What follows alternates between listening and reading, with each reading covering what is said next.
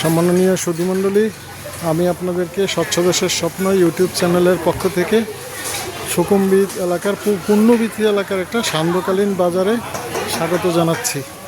এই বাজারটা ছোট একটা বাজার, কাঁচা বাজার, ফলমূলের বাজার, সব জিনিসই থাকে।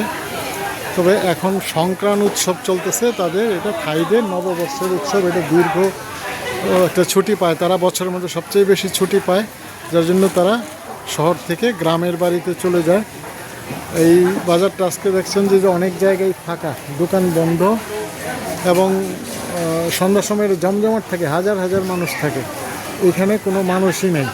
সংক্রান্ত উৎসবের সময় দেখবেন সবাই খুব রঙিন পোশাক পরে পানির খেলা খেলে। এখানে দেখবেন অনেকেরই ছেলে মেয়ে, অনেকেরই রঙিন পোশাক পরা অবস্থায় দেখবেন।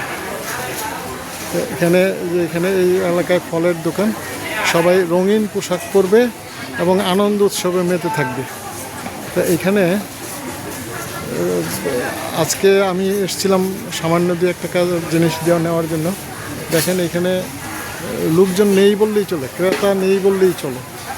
আরও হয়তো 2-3 দিন পরে স্বাভাবিক হবে। এবং এই উৎসবের সময় বিমানের ভাড়া 3-4 গুণ বেড়ে যায়। বাসের এক অবস্থা, বা ভাড়া হয়তো বাড়ে না, সরকার নির্দিষ্টই থাকে, কিন্তু ভিড় থাকে খুব বেশি।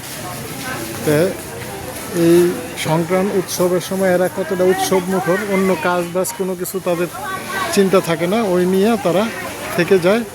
কাজেই আপনি এই যে এখানে একজন বয়স্ক মানুষ, উনি আম বিক্রি করে বিভিন্ন রকম, আমি ওনার কাছ থেকে আম কিনি, সেই জন্য দেখাচ্ছে। তো এই জন্য দেখাইলাম যে এরা এত উৎসব মুখর যে উৎসবের সময় চলে যায় নিজের এলাকায় আনন্দ করার জন্য, সবার সাথে দেখা করার জন্য, মিলিত হওয়ার জন্য। তারা সবসময় আমরা কাজ নিয়েই থাকবে এটা না, জীবনকে উপভোগ করাই তাদের মূল উদ্দেশ্য। সেই খালি ফাঁকা বাজারটার অবস্থা আপনাদেরকে দেখাইলাম। এবং তারপরেও দেখেন একদম এই জায়গায় এটা কাঁচা বাজার, কিন্তু পরিষ্কার পরিচ্ছন্ন গোছানো অবস্থায় থাকে, গোছানো অবস্থায় রাখে। আমরাও আমাদের পরিবেশ সুন্দর রাখবো এই প্রত্যাশা রেখে সবাইকে ধন্যবাদ জানিয়ে এখানে বিদায় নিচ্ছি। ওই যে দেখেন ওইখানে একটা কাপড়ের দোকানও আছে, যেখানে সব রঙিন কাপড় সাজানো আছে, সব রঙিন কাপড়।